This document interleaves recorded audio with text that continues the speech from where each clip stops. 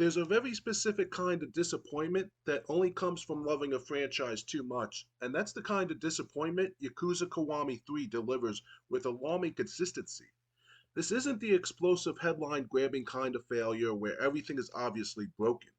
Kiwami 3 doesn't crash, it doesn't collapse under its own weight, and it doesn't outright disrespect the source material. Instead, it does something far worse. It constantly reminds you that it could have been great, that the solutions were already there, and that it still somehow chose the least satisfying option over and over again. Playing Kiwami 3 feels like watching someone ignore an open book test, not because they don't care, but because they're convinced their wrong answers are good enough. The frustration starts almost immediately with combat because combat is the one thing a Kiwami remake absolutely has to get right. The series lives and dies on how it feels to throw punches as Kiryu, and Kiwami 3 feels like it learned the wrong lessons from the original Yakuza 3. Enemy AI blocks relentlessly, not tactically, not intelligently, but obsessively, turning every street fight into a slow erosion of patience. You aren't outplayed, you're stalled. You aren't challenged, you're delayed. Combos bounce off guards, like Kiryu suddenly forgot how momentum works, and heat actions feel less like rewards for good play and more like rare coupons you're supposed to save for emergencies that never feel worth cashing in on. This wouldn't be unforgivable if later games hadn't already solved the problem so thoroughly. The series has refined combat into something fluid, expressive, and satisfying, and Kiwami 3 deliberately ignores that evolution, choosing to preserve the worst reputation Yakuza 3 ever had while stripping away the context that once excused it. What makes this especially maddening is that Kiwami 3 can't decide whether it wants to be a faithful remake or a modern reimagining, and that indecision bleeds into every system. Visually, the game wants to look updated, but animation stiffness betrays its age constantly. Menus feel old, pacing feels inherited rather than reconsidered, and systems that should have been streamlined are left untouched as if updating them would somehow betray history. The result is a game that feels like it's wearing modern clothing over a skeleton that was never meant to move this way. It doesn't feel nostalgic, and it doesn't feel fresh. It feels awkward, like something pretending it didn't have better examples to follow when it absolutely did. Okinawa should have been Kiwami 3's redemption arc. In the original Yakuza 3, Okinawa was slower, quieter, and more intimate, and that worked because the story demanded it. It was a deliberate contrast to Kamurocho's chaos and allowed Kuryu to feel human in a way few other entries attempted.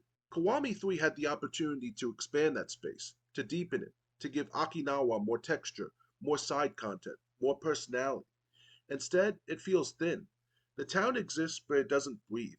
Side activities feel limited and underdeveloped.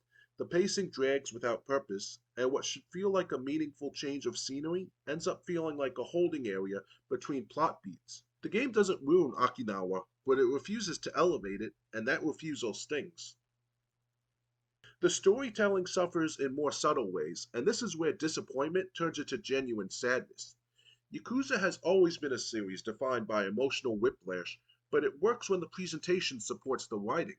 In Kiwami 3, scenes that should land with weight often stumble because of stiff delivery, awkward transitions, or pacing that refuse to let moments breathe. Emotional beats arrive, but they don't settle. You understand what the game wants you to feel, but the execution keeps you at arm's length. It's like watching a powerful scene through a pane of glass. You can see it, you can recognize its importance, but you never fully feel it.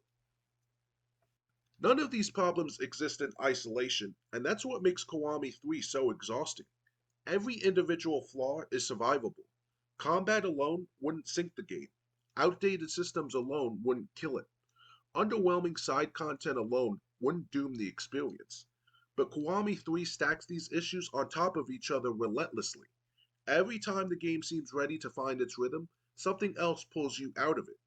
Every time you start to adjust, a new frustration surfaces. It's not one fatal wound, it's death by a thousand small cuts, and each one chips away at your goodwill. The most painful part is that Kiwami 3 isn't a bad game in the traditional sense. It's competent, it's playable, it tells an important story in the broader Yakuza timeline, but competence isn't enough for a remake carrying the Kiwami name. This was a chance to redefine how people remember Yakuza 3, to correct its flaws, to contextualize its strengths, and to finally give it the respect it always struggled to earn. Instead, Kiwami 3 preserves the frustration while removing the excuses. It asks you to tolerate problems that the series itself already moved past, and it never gives you a convincing reason why. That's why Kiwami 3 ends up being the most disappointing entry rather than the worst one. It doesn't fail spectacularly, it fails persistently, it fails quietly, it fails in ways that make you sigh instead of rage, and somehow that's more draining. When you finish it, you don't feel angry, you feel let down. You feel like you watched an opportunity slip through fingers that should have known better. If you enjoyed the video, make sure to give it a thumbs up because it really does help the channel more than you might think. If you want more deep dives, retrospectives, and honest discussions about games that missed the mark or reshaped the industry, subscribe and ring the notification bell so you don't miss any future uploads. And if you want to support the channel directly, check out my Patreon, where the latest exclusive is a review of Metal Gear Solid and a deep look at how that game revived what was originally the Metal Gear franchise. Thanks for watching, thanks for listening, and as always, game on.